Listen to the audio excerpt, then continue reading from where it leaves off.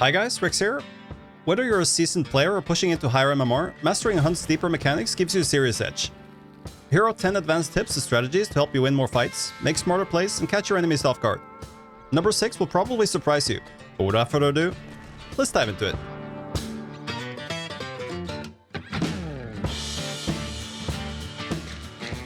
Oi! You're there! Are you subscribed to the channel?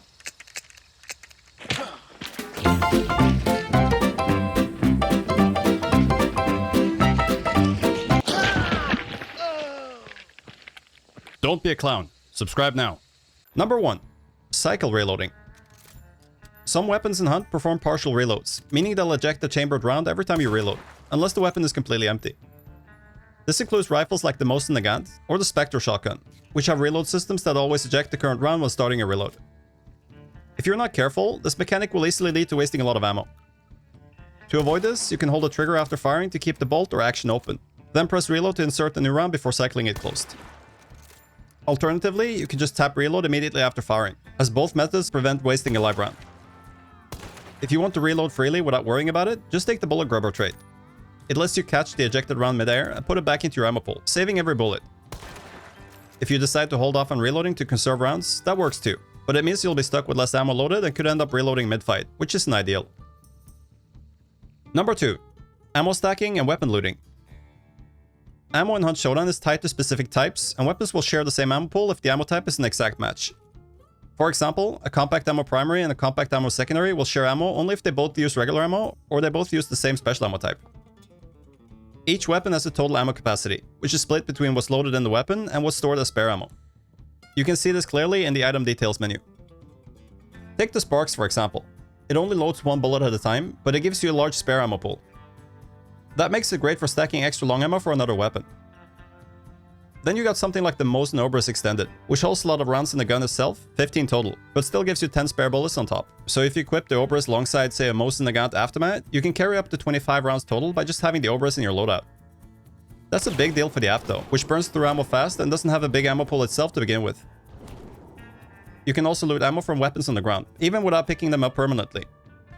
If you switch to a weapon that shares your exact ammo type, then switch back, you'll automatically take any spare bullets it had, up to your own max ammo capacity.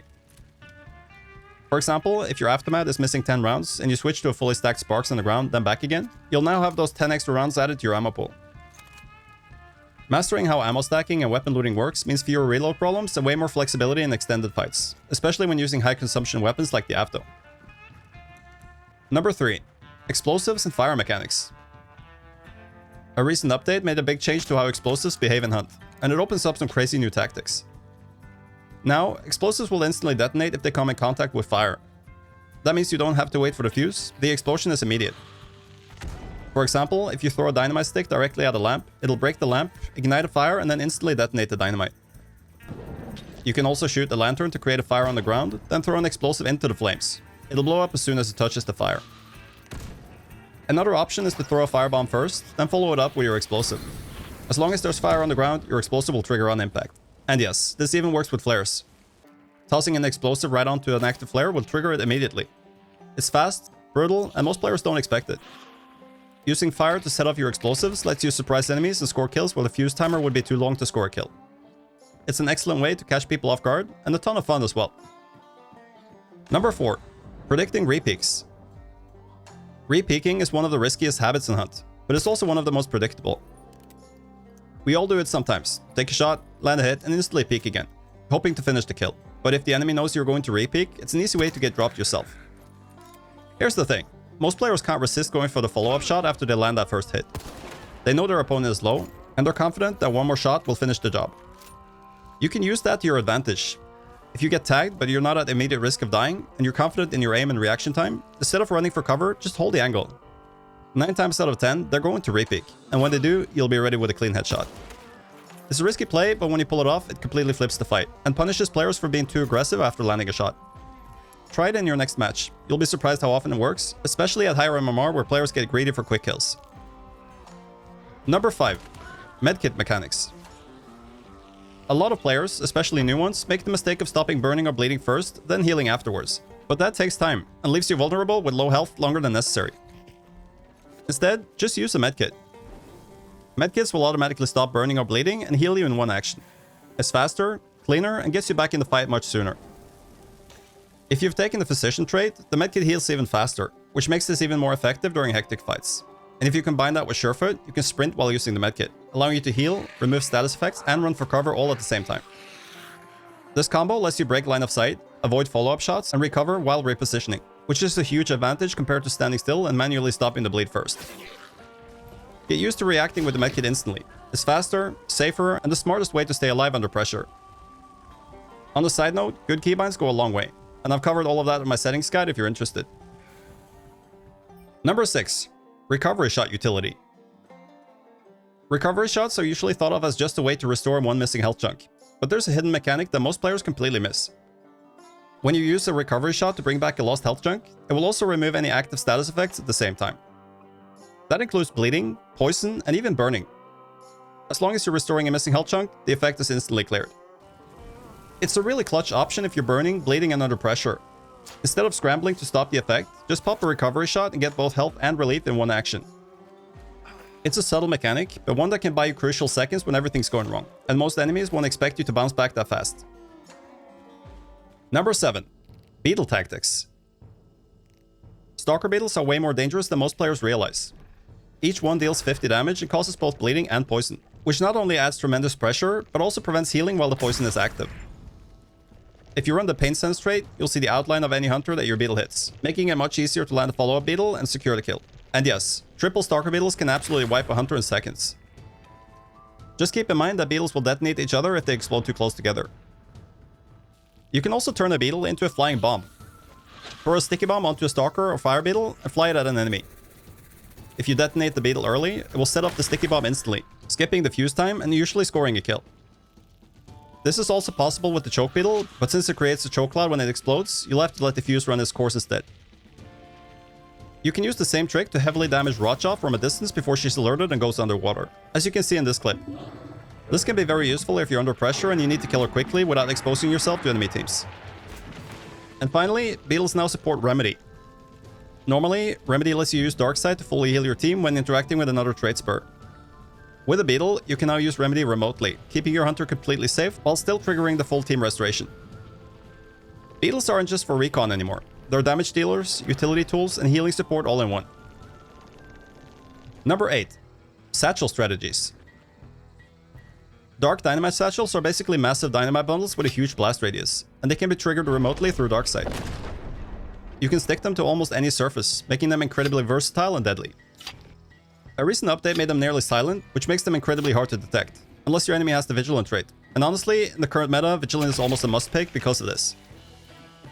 One of the best ways to use satchels is to hide one under a dead body. If the enemy team goes for a revive, you detonate it, and usually take out the reviver or both players. To make this even stronger, grab the Witness trait. It shows dead hunters in Darkside, and when the orange marker vanishes, it means they've been revived. That's your cue to blow up the satchel. You can also use satchels offensively by placing them in window frames. This lets you blast players inside of buildings without ever having to enter, and I've had a ton of success with this tactic, which you'll see in the background here. You can also combine satchels with alert trip mines to create a proximity triggered landmine. Anyone who walks through the wire sets off the whole thing. Great for traps around bodies, doors, or extracts. But the most disgusting use I've found? Stacking a huge amount of satchels in a key area, and then using a beetle to detonate them when the enemy team walks by. In this clip, my team and I planted 11 satchels at the hideout, waited for the enemies to push in, and I used the beetle to trigger the satchels one by one. The result? Multiple kills in a row, and they never saw it coming. Satchels reward creative thinking. If you're smart with placement and patient with timing, they can end fights before they even begin. Number 9. Door Mechanics. Doors in Hunt might seem simple. I mean, they're doors. Come on. But there's actually a lot more to them than what meets the eye. By default, doors open away from you, which is what most players are used to. But the direction a door opens is actually based on your movement input when you interact with it. If you're standing still or moving forward, the door will open outwards, away from you. But if you're moving backwards when you press interact, the door will open toward you. This gives you more control over how you enter or peek a compound. And it can even save your life. If you know or suspect there are traps set up just behind the door, opening it toward you lets you reveal and disarm them safely without triggering anything. You can also control the speed and noise when opening a door. Crouching opens doors slowly and quietly, while punching or bashing them with your weapon slams the door open loudly, which can be used to surprise enemies, enter more quickly, or bait sound cues. And if you want to go in loud or remove the door completely, use a penny shot derringer, a shotgun with penny shot, decoy fuses or explosives to blast the door open. It denies the enemy cover and forces repositioning. Door mechanics are one of those subtle systems that, once mastered, give you a serious advantage when entering or defending a compound. Number 10. Masking explosives. Explosives are loud, and the sound of the fuse is one of the most obvious cues in the game. The moment someone hears it, they're usually heading for cover or repositioning immediately, but you can use that sound against them. If an enemy throws a dynamite or fry bomb, wait for it to explode, then time your own throw to start right as their explosion goes off. The boom will mask the sound of your fuse, making it way harder for them to react. It's a super effective way to catch players off guard, especially when they think the danger just passed, only to get hit by a second explosive they never heard coming. You can also do this with your own throwables if you got more than one. Throw the first to bait movement and listen for audio cues, then time the second just after the first explodes. The enemy hears one detonation and assumes that's it, but the real damage comes right after.